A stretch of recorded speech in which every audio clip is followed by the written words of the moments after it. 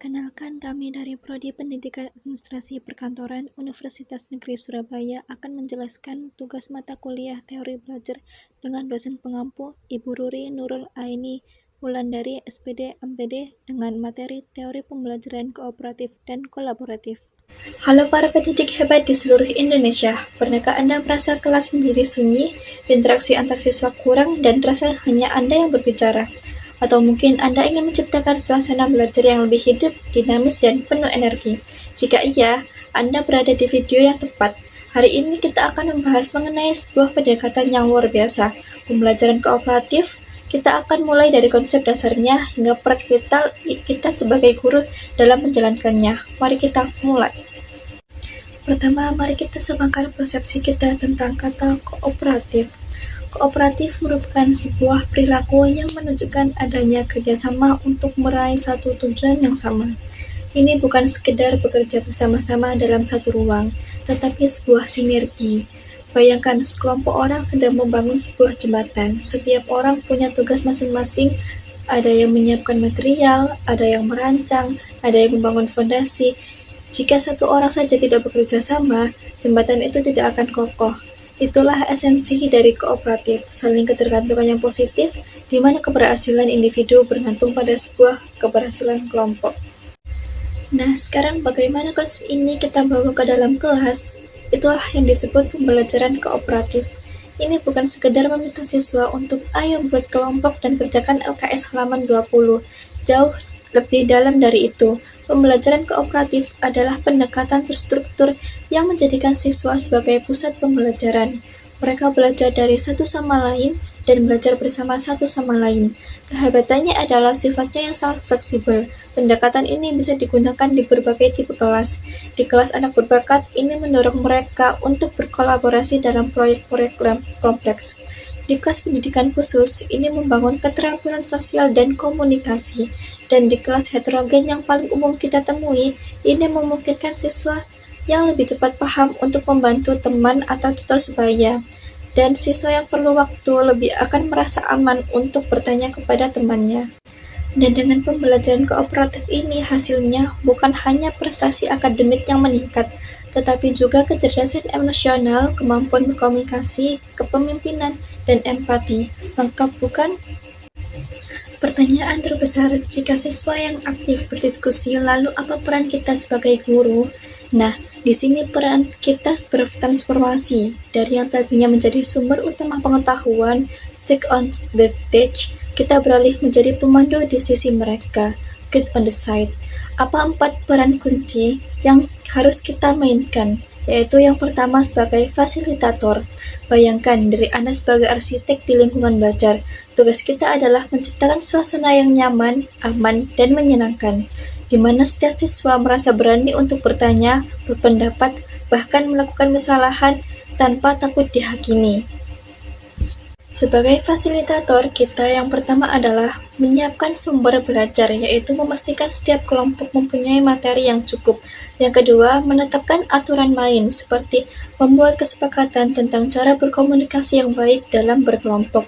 Yang ketiga, mendorong partisipasi, yaitu kita berkeliling mendekati kelompok yang terlihat diam, lalu dengan lembut bertanya, bagaimana menurut Andi? Adakah ide yang lain ingin kamu sampaikan? Intinya kita adalah penjaga iklim kelas agar tetap positif dan kondusif untuk berkolaborasi. Yang kedua, sebagai mediator, inilah peran kita sebagai jembatan. Jembatan adalah materi di buku teks dengan dunia nyata. Kita membantu siswa mengaitkan apa yang sedang mereka diskusikan dengan permasalahan nyata di sekitar mereka. Misalnya, saat berkelompok sedang membahas tentang ekosistem mangrove. Sebagai mediator, kita bisa mengajukan pertanyaan pemicu, seperti kira-kira apa yang hubungannya dengan banjir rob yang sering terjadi di pesisir utara, atau bagaimana ini bisa membantu para nelayan di sekitar kita.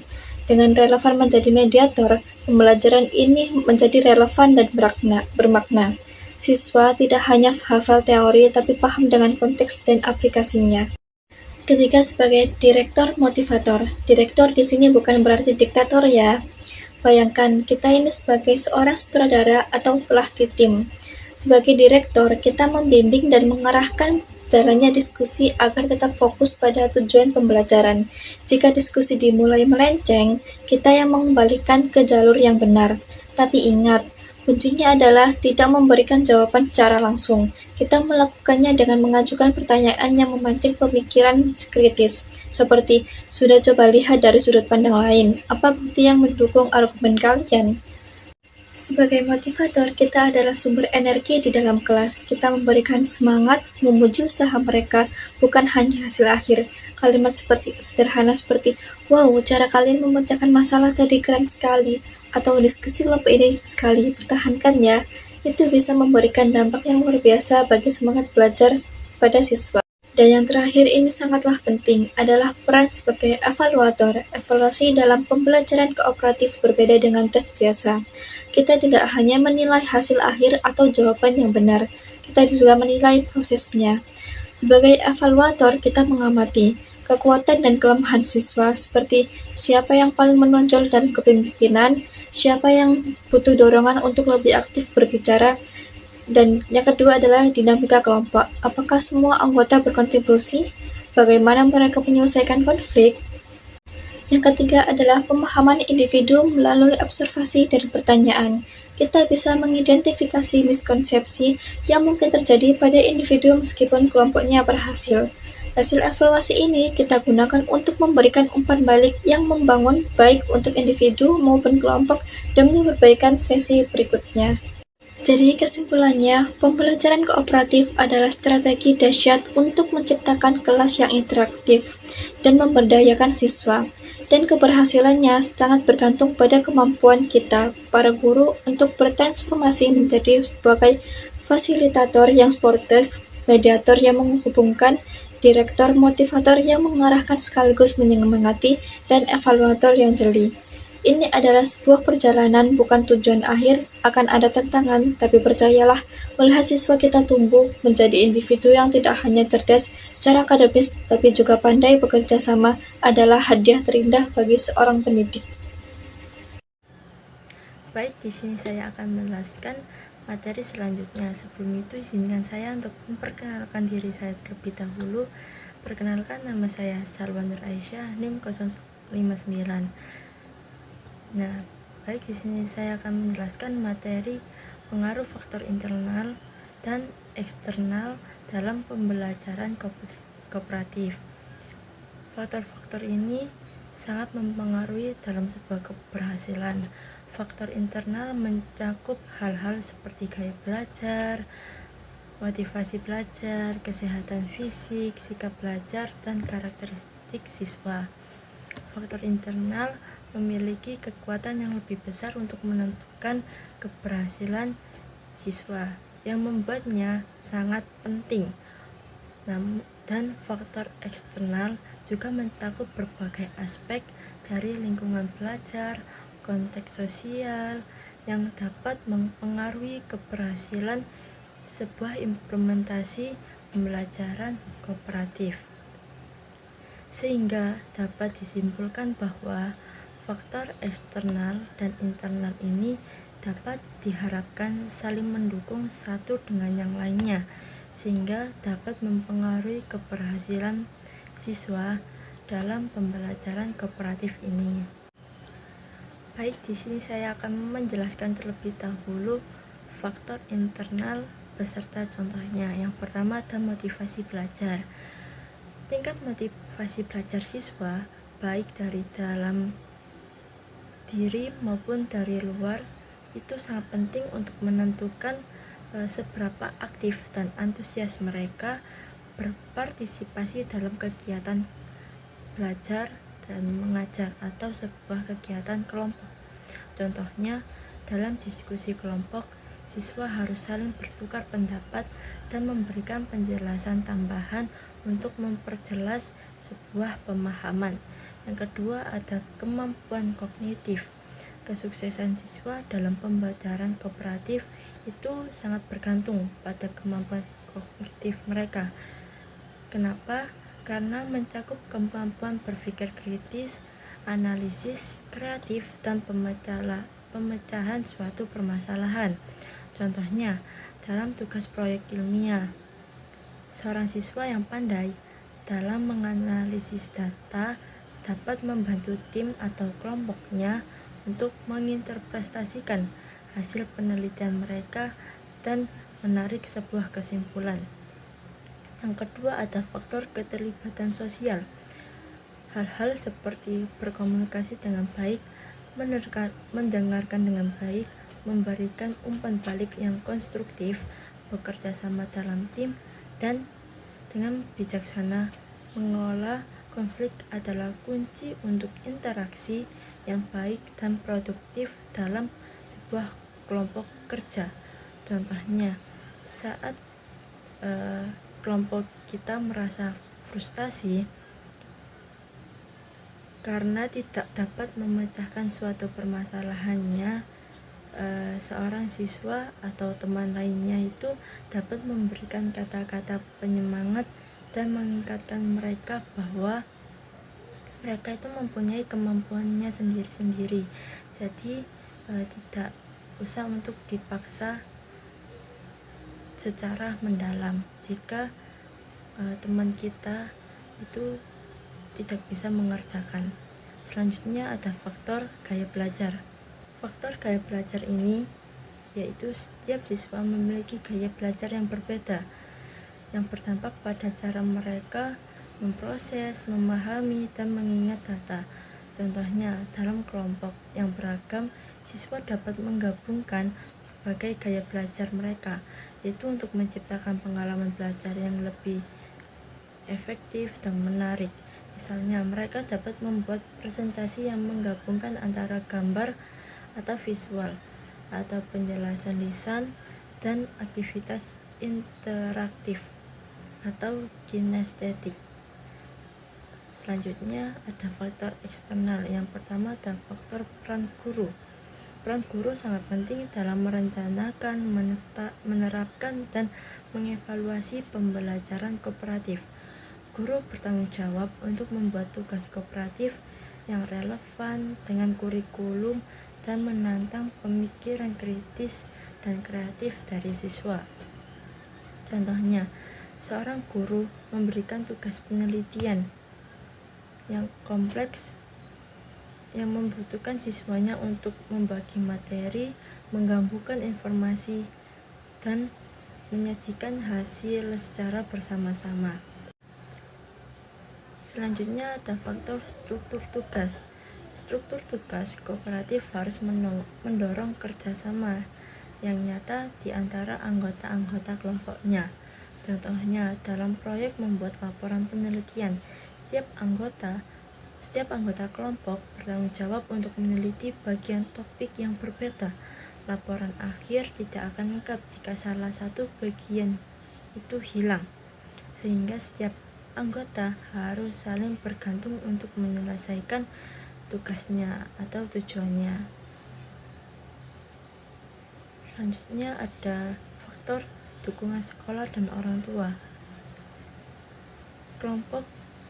Selanjutnya ada faktor dukungan sekolah dan orang tua.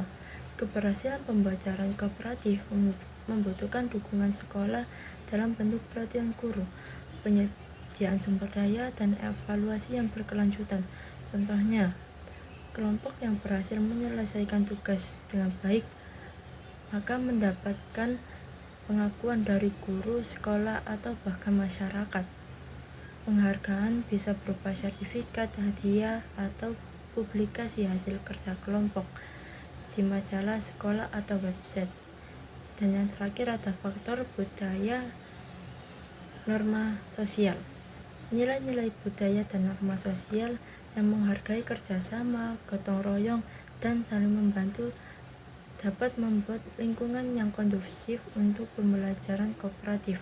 Contohnya, di Indonesia budaya gotong royong itu sangat kuat. Dalam pembelajaran kooperatif, guru dapat memanfaatkan nilai ini dengan menekankan pentingnya saling membantu dan bekerja sama untuk mencapai sebuah tujuan bersama. Siswa didorong untuk tidak hanya fokus pada keberhasilan individu, tetapi juga pada keberhasilan sebuah kelompok. Baik, di sini saya akan menjelaskan dampak pembelajaran kooperatif terhadap pencapaian akademik siswa. Yang pertama, peningkatan pemahaman konsep dan pengelolaan data. Pembelajaran kooperatif secara langsung meningkatkan pemahaman siswa tentang ide karena siswa harus memberikan penjelasan tentang materi kepada teman sekelompoknya. Proses penjelasan materi ini memaksa mereka untuk mengorganisir pikiran mereka dan memperdalam pemahaman mereka sendiri. Yang kedua, ada pengembangan keterampilan kognitif dan metakognitif.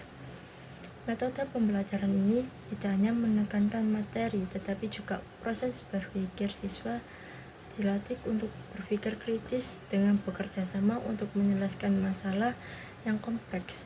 Keterampilan metakognitif ini atau kemampuan untuk mempertimbangkan bagaimana orang lain itu berpikir juga dibangun melalui pembelajaran kooperatif ini.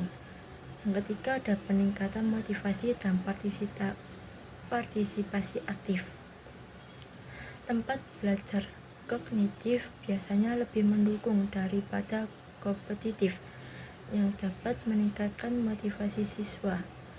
Mereka dimotivasi untuk berpartisipasi lebih aktif dan memberikan kontribusi yang terbaik mereka karena tanggung jawab ini, terutama bagi siswa yang mungkin enggan bertanya atau berpartisipasi dalam kelas. Yang keempat, ada peningkatan keterampilan sosial dan komunikasi. Pembelajaran kooperatif ini mengajarkan keterampilan sosial dan komunikasi yang penting selain menawarkan keuntungan akademiknya. Siswa belajar kolaborasi, mendengarkan secara aktif, menyelesaikan konflik, dan memberikan umpan balik yang konstruktif. Selanjutnya, ada jenis-jenis pembelajaran kooperatif dan kolaboratif. Yang pertama, ada jigsaw. Metode pembelajaran jigsaw adalah model pembelajaran kooperatif di mana siswa bekerja sama dalam sebuah kelompok kecil yang terdiri dari 4 hingga 6 anggota, masing-masing dengan karakteristik yang berbeda. Pelajaran jigsaw ini memiliki kelompok awal dan kelompok ahli. Contohnya, dalam pelajaran biologi tentang sistem tubuh manusia, setiap anggota kelompok bertanggung jawab untuk mempelajari satu sistem, misalnya sistem pernafasan atau sistem pencernaan. Mereka kemudian berkumpul dengan siswa yang lain untuk mempelajari sistem yang sama untuk berdiskusi. Setelah itu mereka kembali ke kelompok asalnya dan mengajarkan sistem mereka kepada anggota kelompok lainnya. Yang kedua, ada STAD atau Student Team Achievement Division. STAD ini adalah salah satu jenis kooperatif yang menekankan adanya aktivitas serta interaksi antar siswa agar saling memotivasi dan membantu dalam menguasai materi pelajaran guna mencapai prestasi yang maksimal. Contohnya, dalam pelajaran sejarah, siswa dapat dibagi menjadi kelompok dan diberikan materi tentang Perang Dunia Kedua.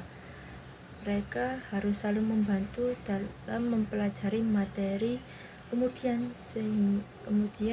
mengikuti kuis individu. Skor kelompok mana dihitung berdasarkan peningkatan skor individu sehingga semua anggota termotivasi untuk saling membantu. Yang ketiga, ada TGT atau Team Game Tournament. TGT ini siswa dapat dimasukkan ke dalam kelompok belajar dengan permainan di setiap meja turnamen. Permainan ini akan menggunakan kartu yang mengandung soal dan jawaban. Contohnya, guru membuat beberapa meja turnamen dengan kartu berisi soal, sehingga setiap anggota tim duduk di meja yang berbeda, lalu menjawab soal tersebut secara individu. Yang keempat, ada GI atau Group Investigation. GI ini adalah model pembelajaran secara berkolaborasi yang kompleks. Model pembelajaran ini menggabungkan proses pembelajaran demokrasi dan pembelajaran kooperatif. Siswa dilatih untuk berpikir kritis, analisis kreatif, relaktif, dan produktif melalui pembelajaran kooperatif. Dalam model ini, contohnya, siswa sukarela memilih topik penelitian dari beberapa pilihan yang diberikan oleh guru. Kelompok akan meneliti topik tersebut dan mempresentasikan hasil investigasi mereka di dalam kelas mereka. Yang kelima ada NHT atau Number Hit Together. NHT ini kelompok bernomor adalah pembelajaran kelompok yang dilakukan dengan menyelesaikan tugas dengan berbagai ide satu sama yang lainnya. Contohnya, guru membagi siswa ke dalam sebuah kelompok dan memberikan nomor pada setiap anggotanya. Setelah itu, guru memberikan pertanyaan dan memanggil nomor-nomor tersebut untuk meminta salah satu siswa menjawab pertanyaan secara lisan. Dan yang terakhir ada TPS atau Think Pair Share. Menurut Frank Tillman tahun 1981 mengembangkan tipe pembelajaran model ini yang memungkinkan setiap pasangan siswa berkontemplasi terhadap pertanyaan yang diajukan. Siswa yang berada dalam kelompoknya diminta untuk membahas pemikiran mereka. Contohnya, guru mengajukan sebuah pertanyaan. Nah, siswa tersebut berpikir sendiri selama beberapa saat, kemudian berpasangan dengan teman di sebelahnya untuk mendiskusikan jawaban mereka, dan terakhir mempresentasikan jawaban mereka di depan kelas mereka. Selanjutnya, karakteristik pembelajaran kooperatif. Menurut Wina Sanjaya, karakteristik pembelajaran kooperatif diantaranya adalah pembelajaran secara tim, didasarkan pada manajemen kooperatif, kemauan untuk bekerja yang sama, dan keterampilan bekerja sama. Yang pertama ada pembelajaran secara tim. Pembelajaran bersama adalah pembelajaran dalam sebuah kelompok. Tujuannya untuk mencapai melalui tim, dan oleh karena itu, tim harus memiliki kemampuan untuk membuat semua siswa belajar untuk mencapai tujuan pembelajaran. Setiap anggota tim harus saling membantu. Yang kedua, didasarkan pada manajemen kooperatif.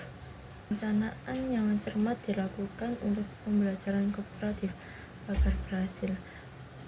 Perencanaan ini mencakup tujuan yang akan dicapai dan metode yang akan digunakan untuk mencapainya, dan apa yang harus digunakan untuk mencapainya. Yang ketiga ada keterampilan bekerja sama.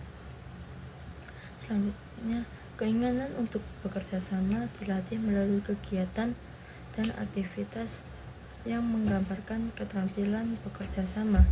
Siswa harus didorong untuk ingin dan dapat berinteraksi dengan anggota kelompok mereka.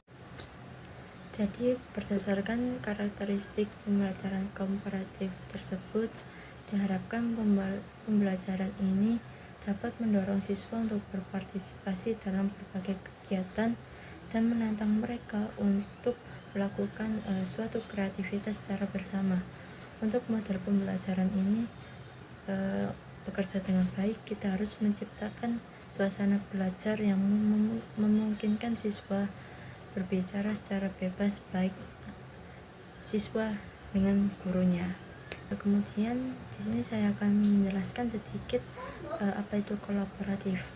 Kolaboratif dapat dipahami sebagai sebuah filsafat interaksi yang menekankan pentingnya kerjasama, penghargaan terhadap perbedaan, serta tanggung jawab bersama dalam mencapai sebuah tujuan yang kolektif. Selanjutnya, ada jenis-jenis pembelajaran kooperatif dan kolaboratif. Yang pertama ada jigsaw.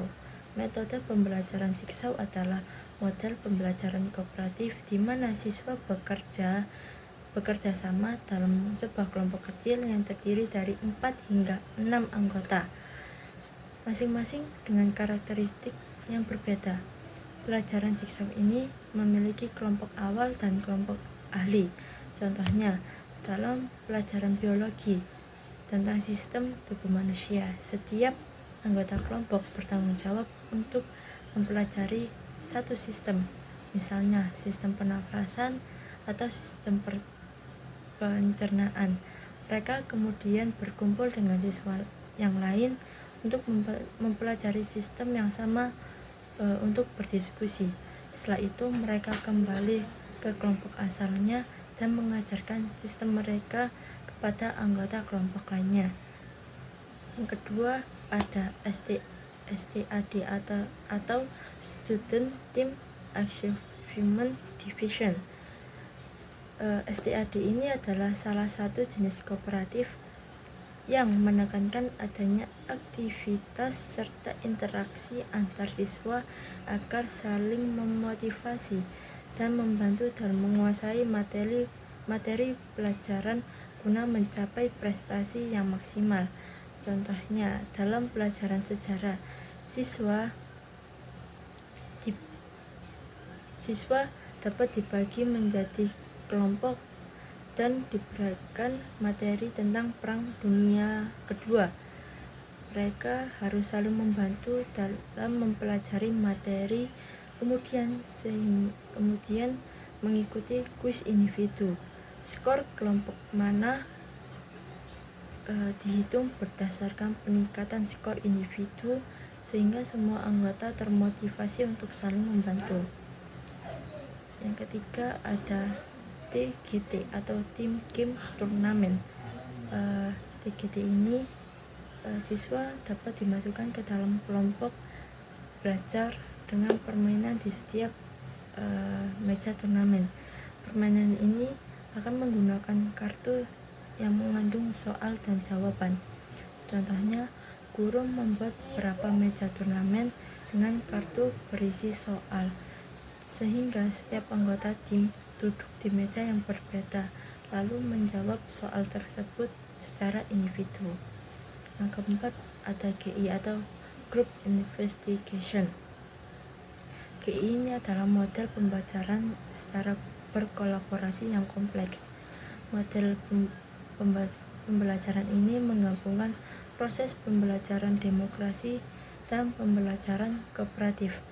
Siswa dilatih untuk berpikir kritis, analisis kreatif, relaktif, dan produktif melalui pembelajaran kooperatif.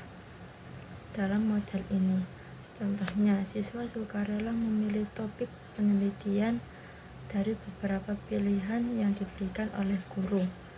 Kelompok akan meneliti topik tersebut dan mempresentasikan hasil investigasi mereka di dalam kelas mereka. Yang kelima ada NHT atau Number Hit Together.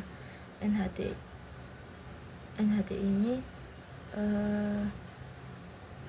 atau kelompok bernomor adalah pembelajaran kelompok yang dilakukan dengan menyelesaikan tugas dengan berbagai ide satu sama yang lainnya. Contohnya, guru membagi siswa ke dalam sebuah kelompok dan memberikan nomor pada setiap anggotanya. Setelah itu, guru memberikan pertanyaan dan memanggil nomor-nomor tersebut untuk meminta salah satu siswa menjawab pertanyaan secara lisan. Dan yang terakhir ada TPS atau Think Pair Share. Menurut Frank Tillman tahun 1981 mengembangkan tipe pembelajaran model ini yang memungkinkan setiap pasangan siswa berkontemplasi terhadap pertanyaan yang diajukan. Siswa yang berada dalam kelompoknya diminta untuk membahas pemikiran mereka. Contohnya, guru mengajukan sebuah pertanyaan. Siswa tersebut berpikir sendiri selama beberapa saat. Kemudian berpasangan dengan teman di sebelahnya untuk mendiskusikan jawaban mereka, dan terakhir mempresentasikan jawaban mereka di depan kelas mereka. Selanjutnya, kita akan membahas mengenai pembelajaran kolaboratif. Pembelajaran kolaboratif menurut Deutsch merupakan kelompok kecil bekerja sama untuk memaksimalkan hasil belajar. Sementara, menurut Gokel, merupakan siswa dengan kelompok kecil bertanggung jawab terhadap sesama anggota untuk mencapai tujuan belajar bersama. Jadi, pembelajaran model kolaboratif ini, siswa tidak hanya belajar secara individu, tetapi juga bekerja dalam kelompok kecil dengan saling membantu, berdiskusi, dan bertukar ide. Kemudian, dari pembelajaran kolaboratif ini tentunya memiliki kelebihan dan kekurangan. Yang pertama, ada kelebihan. Model ini memiliki banyak manfaatnya. Yang pertama, dapat meningkatkan pemahaman konsep dan hasil belajar karena siswa saling melengkapi pengetahuan. Yang kedua, meningkatkan motivasi belajar karena suasana kelompok yang dinamis membuat siswa lebih semangat. Dan yang ketiga, mengembangkan keterampilan sosial seperti bekerja sama, menghargai pendapat orang lain, dan bertanggung jawab.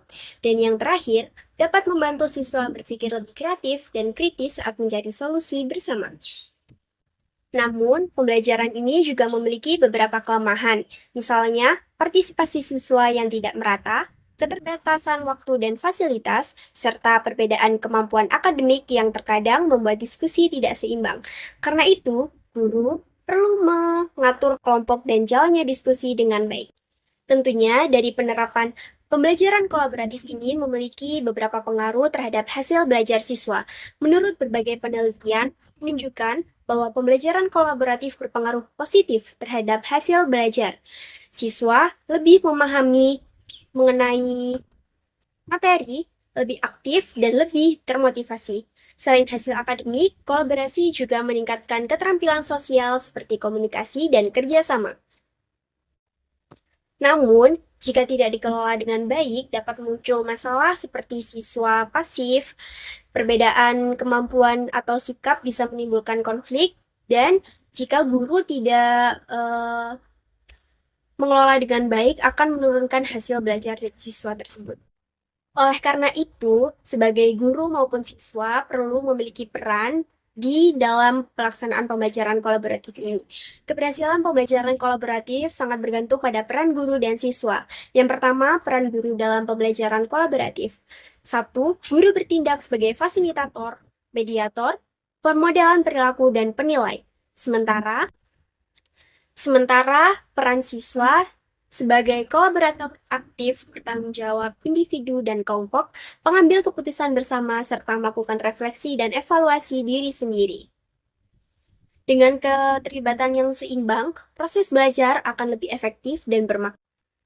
Selain peran guru dan siswa dalam pembelajaran kolaboratif, terdapat faktor-faktor yang mempengaruhi keberhasilan dari pelaksanaan pembelajaran kolaboratif juga. Keberhasilan penerapan pembelajaran kolaboratif ini dipengaruhi oleh dua faktor utama. 1. Faktor internal, seperti motivasi belajar, kemampuan akademik, keterampilan sosial, sikap, dan disiplin, kesehatan fisik dan psikologis. Kemudian yang kedua, faktor eksternal, seperti peran guru, kondisi ruang kelas, fasilitas dan media pembelajaran, dukungan teman sebaya, dan kebijakan pendidikan dan kurikulum.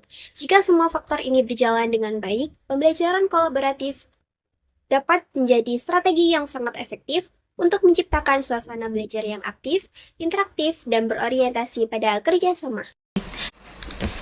Selanjutnya ada perbedaan utama antara pembelajaran kooperatif dan kolaboratif terletak pada tingkat pengaturan dan kebebasan siswa. Dimulai dari kooperatif. Nah, kooperatif ini bersifat terstruktur dan dipimpin oleh guru. Jadi guru menyusun tugas dengan tujuan yang jelas dan terperinci. Yang pertama ada pengaturan, yaitu guru mengatur kelompok, membagi tugas, dan menetapkan peraturan. Tujuannya untuk memastikan setiap siswa memberikan kontribusi terhadap hasil akhir yang diinginkan. Yang B ada peran guru. Guru berfungsi sebagai pengatur.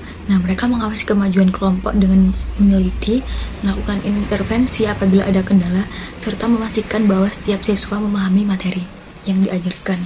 Kemudian yang C ada kewajiban. terdapat tanggung jawab individu yang signifikan. Keberhasilan kelompok tergantung pada pencapaian masing-masing individu. Yang kedua ada perbedaan kolaboratif. Nah, kolaboratif ini lebih fleksibel dan memfokuskan pada proses penemuan yang dilakukan bersama. Jadi, guru memberikan tantangan atau proyek, dan siswa memiliki kebebasan lebih besar dalam menentukan cara penyelesaiannya. A. Ada pengaturan, yaitu struktur lebih lentur dan ditentukan oleh siswa itu sendiri. Jadi, siswa bernegosiasi terkait peran, metode kerja, dan cara tujuannya. Nah, fokusnya nggak hanya pada hasil, tapi juga pada proses penciptaan pengetahuan bersama. Yang B ada peran guru. Guru berfungsi sebagai mentor atau pengarah. Mereka menyediakan sumber daya dan panduan minimal, memberi kesempatan bagi siswa untuk mencari solusi dan menjelajahi masalah secara sendiri. Yang C, kewajiban. Terdapat tanggung jawab bersama. Jadi, seluruh kelompok bertanggung jawab atas hasil akhir. Mereka bekerja sama untuk menghasilkan satu produk atau solusi, bukan hanya mengumpulkan bagian-bagian dari individu. Mulai dari persamaan, keduanya fokus siswa dan kelompok. Yang pertama ada interaktif, jadi kalian aktif bukan pasif. Kemudian kedua ada guru pengarah, jadi guru itu sebagai memfasilitasi, bukan sumber utama info. Yang ketiga ada keterampilan sosial, yaitu latihan komunikasi, negosiasi, dan problem solving. Nah, yang keempat ada kewajiban siswa. Kalian mengelola belajar sendiri di dalam kelompok. Nah, jadi pembelajaran kolaboratif bikin nilai naik, pikiran tajam, dan skill sosial jago. Dari dampak positifnya, jenis-jenisnya, karakteristik, sampai integrasi dengan kooperatif, semuanya buat kalian siap menghadapi dunia nyata. Terima kasih dan semangat belajar kolaboratif. Nah, di slide selanjutnya ada karakteristik pembelajaran kolaboratif menurut Johnson dan Johnson. Nah, para ahli terkemuka di bidang ini, pembelajaran yang melibatkan kolaborasi yang efisien memiliki 5 komponen utama yang saling terkait. 1. Ada ketergantungan positif. Ini adalah dasar dari kerjasama. Ketergantungan positif berarti setiap anggota kelompok menyadari bahwa pencapaian individu gak hanya mungkin terwujud tanpa kontribusi dan keberhasilan semua anggota. Nah, kalau salah satu anggota mengalami kegagalan, maka seluruh kelompok juga akan dianggap gagal. Nah, cara mengimplementasikan yaitu ada pertama tujuan bersama. Semua anggota memiliki tujuan akhir yang sama, contohnya menyelesaikan proyek tertentu. Nah, nilai akhir seringkali tergantung pada hasil kerja kelompok secara keseluruhan.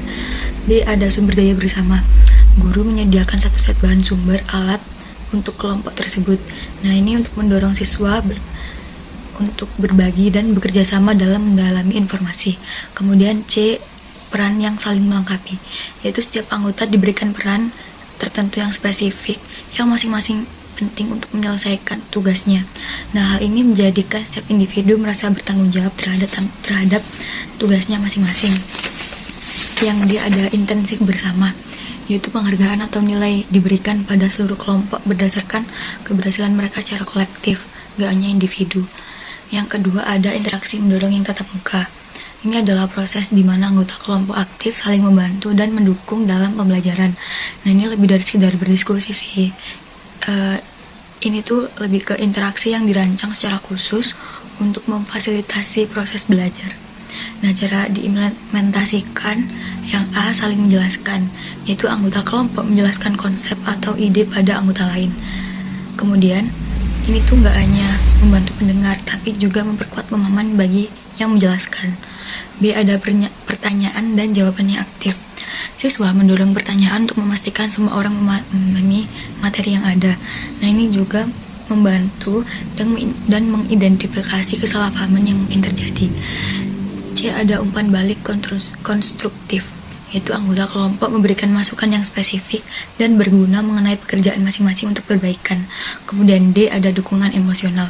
Anggota kelompok saling memberikan dorongan dan semangat dan bantuan ketika salah satu dari mereka menghadapi masalah atau frustasi. Yang ketiga ada tanggung jawab.